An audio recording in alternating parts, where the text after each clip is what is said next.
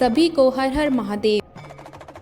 प्रजापति दक्ष की कई पुत्रियां थीं और सभी रूपवान और गुणवान थीं, लेकिन राजा दक्ष चाहते थे कि उनकी एक ऐसी पुत्री हो जो सर्वशक्ति संपन्न हो। इसके लिए राजा दक्ष घोर तप करने लगे। तप करते हुए कई दिन बीत गए।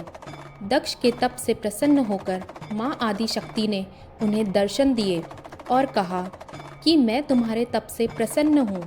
मैं स्वयं तुम्हारे यहाँ तुम्हारी पुत्री के रूप में जन्म लूँगी और मेरा नाम सती होगा। माँ शक्ति ने यह भी स्पष्ट किया कि मैं शिव के बिना कुछ भी नहीं हूँ।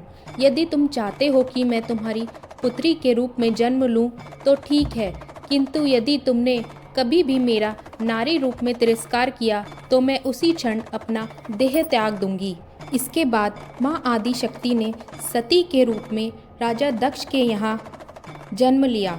माता सती दक्ष की सभी पुत्रियों में अलौकिक थीं। बाल्यावस्था से ही उन्होंने अपनी माया दिखानी शुरू कर दी थी, जिसे देखकर दक्ष भी विस्मय में पड़ जाते थे। धीरे धीरे माता सती विवाह योग्य हो गईं, तो दक्ष को उनके लिए वर की चिंता होने लगी। उन्होंने ब्रह्मा जी से परामर्श मांगा। परमपिता ब्रह्मा जी बोले, सती माँ आदि शक्ति का अवतार हैं और शिव आदि पुरुष, अतः शिव के अतिरिक्त सती से विवाह के लिए कौन उचित होगा। परमपिता की बात मानकर दक्ष ने सती का विवाह भगवान शिव के साथ कर दिया, परंतु प्रजापति दक्ष इस विवाह से खुश नहीं थे। राजा दक्ष भगवान शंकर से विरोधाभास रखते थे। एक बार ऋषियों एवं मुनियों ने यज्ञ का आयोजन किया। उस सभा में भगवान शंकर भी ध्यान लगाए बैठे थे। जब राजा दक्ष वहां पहुंचे तो सभी ने खड़े होकर उनका अभिवादन किया, परंतु महादेव तो ध्यान में थे। उन्होंने न दक्ष को देखा और न खड़े हुए। परिणाम स्वरूप दक्ष ने अपमान का अनुभव किया। केवल यही नहीं, उनके हृदय में भगवान शिव के प्रति ईर्ष्या की आग जल उठी और उन्होंने भगवान शिव का अपमान करते हुए कहा कि पूरा विश्व उन्हें झुककर प्रणाम करता है और यह भूत पिशाचों से घिरा अघोरी मेरा अभिवादन नहीं करता। शिव का अपमान देखकर नंदी को क्रोध आ गया और उन्होंने प्रजापति दक्ष को श्राप दिया कि इसका आनंददायी रूप नष्ट हो जाए और यह आत्मज्ञान भूलकर पशु के समान हो जाए तथा यह दक्ष कर्म मुक्त होकर बकरे के समान हो जाए। प्रजापति दक्ष भगवान शंकर से बदला लेने के लिए समय और अवसर का इंतजार करने लगे। समय बीतता गया और एक बार राजा दक्ष ने हरिद्वार में एक विशाल यज्ञ का आयोजन किया। इस यज्ञ में सभी देवी देवताओं और मुनियों को बुलाया, परंतु भगवान शिव से बैर भाव के कारण उन्होंने भगवान शिव और माता सती को यज्ञ में आमंत्रित नहीं किया। जब माता सती को यह बात पता चली तो वे क्रोधित हो गईं और यज्ञ में जाने को कहने लगीं। भगवान शिव ने माता सती को समझाया कि बिना बुलाए यज्ञ में जाना ठीक नहीं है, लेकिन सती नहीं मानी। शिवजी के मना करने के बाद भी सती अपने पिता के यज्ञ में चली गईं। जब सती यज्ञ स्थल पर पहुंची तो उन्हें मालूम हुआ कि यज्ञ में महादेव के अतिरिक्त सभी देवी देवताओं को आमंत्रित किया गया है।